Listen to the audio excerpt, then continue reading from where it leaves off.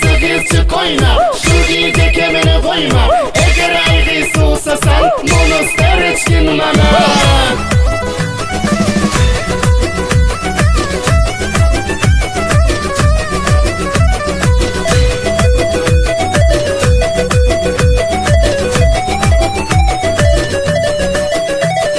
Şultuya hetmen gelersin biliyorum. Yar peşinden ben yolunda duruyorum. Yar gelesen onun baş kızlar bilen. Salamlaşman ötermeken biz bilen. Yar gelesen onun baş kızlar bilen. Salamlaşman ötermeken biz bilen. Yakası moncukle, giyer model çeple. Gözlerin süzip, duşumdan ötte. Vah gözlerin süzip, duşumdan ötte. Gördüm şol kakıldar giyip koynek çorege.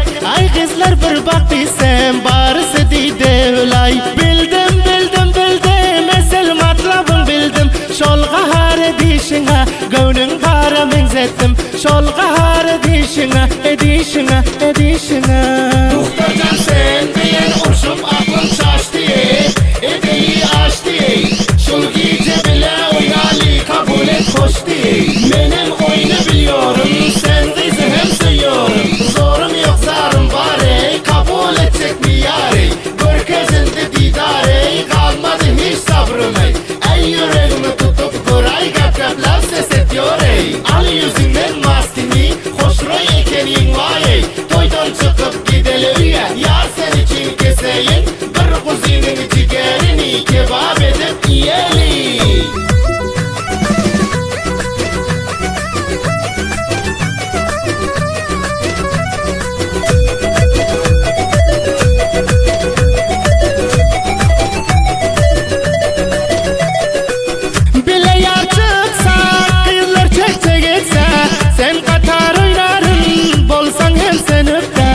Sen katar oynarın, bolsan hem sen öpte.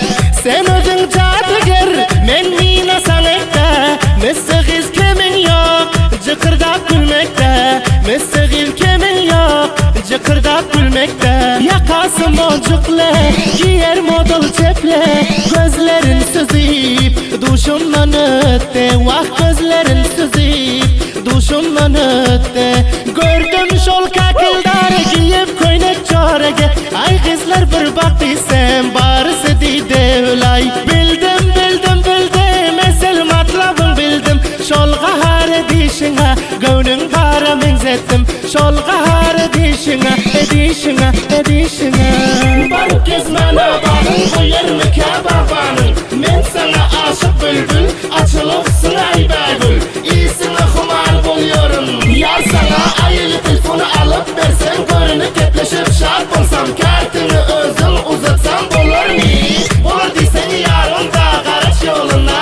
Ertebaş yüzü dağlar uzatacak özümden ket dağıma. Mesleğin ışan senin Abdullah Muhammedi. Hala sevdiğizi söyledi. Şair Osman Said Sadat dinle şiirini yazdı.